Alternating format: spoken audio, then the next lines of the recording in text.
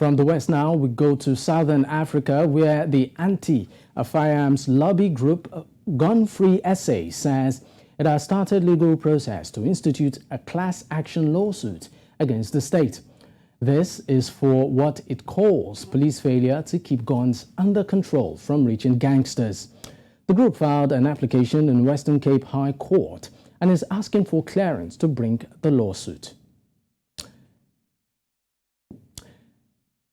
To get more on this, we are joined by the group's director, Adele Kirsten. Thank you so much for your time, Adele. Hello, Dapo, and also to all your viewers. All right, so let's get straight to it. We understand that gun violence in South Africa has become an everyday affair and almost out of control. But let's talk about this lawsuit against the state. Why have you taken this step in wanting to hold the state accountable for the guns which are supposed to be in the hands of the police? So these guns were actually under the direct control of the police, and they were earmarked for destruction. So they weren't just police guns. They were guns that were recovered from crime scenes, obsolete police guns, as well as guns handed in during the amnesty. But they were under the direct control of the state, and they were earmarked for destruction when two employees of the state stole over 2,000 of these guns and then distributed them into criminal hands. And Gun Free South Africa argues in our papers that the state is therefore liable for the harm caused by these weapons.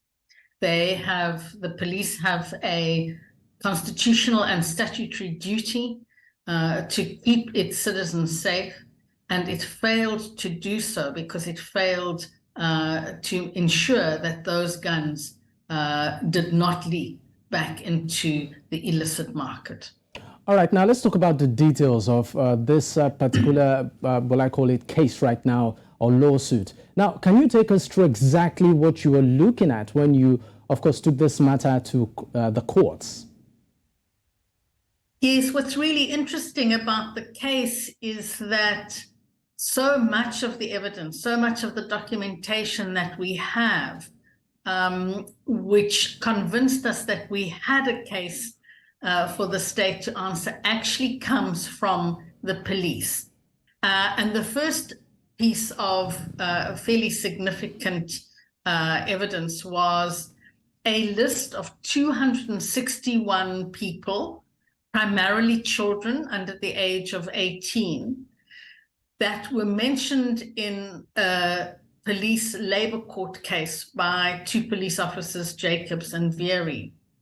They were responsible for spearheading Project Impi, which is the intelligence-driven operation that actually found these guns, mainly in Cape Flats communities in the Western Cape, and linked them specifically to particular deaths and to injuries. Out of those 261 individuals whose names we have, 67 of them were killed. So that was our starting point. This is a police document by two senior police officers that was entered into a labor court case which they had against their employer.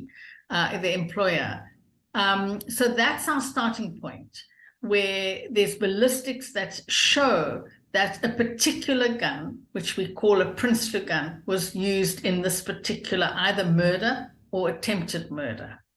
And there is ballistic evidence showing that Prinsloo and Naidu altered their guns in a very particular manner. So in a way, the Prinsloo guns had a marker that became identifiable then as a Prinsloo gun. We got ballistic experts to look at the evidence, and so we have an affidavit from a UK-based ballistic experts. We also have scientific data from the Medical Research Council, which shows that when these guns started coming into Cape Flats communities, you see the significant rise in gun deaths. All right, before I let you go, Kirsten, quickly, what's Gun Free SA's reaction to the release of former police colonel That's Christian Prinsloo, selling more than 2,000 guns to gangsters. Where does this leave the public trust in those who are supposed to be protecting them, like the police? So what's your reaction to it? Dapo, in some ways, it's a question for the Minister of Justice, who commented, in fact, when he was released, that he was released under the conditions of parole. And so we have to accept that this is the way the justice system works. I think the issue is for families, and the meaning of justice is very different for families. For some families, they feel very aggrieved that he's been released. But for others, it doesn't really matter what's happened to him. They want the state to be held liable for the harm that has been caused to them, and they want some kind of financial compensation. But as important, they want to make sure that this doesn't happen again. So that's where the focus is about making sure that this kind of movement of weapons from the legal to the illicit market is prevented and stopped. All right, thank you so much for your time, Adele, Kirsten.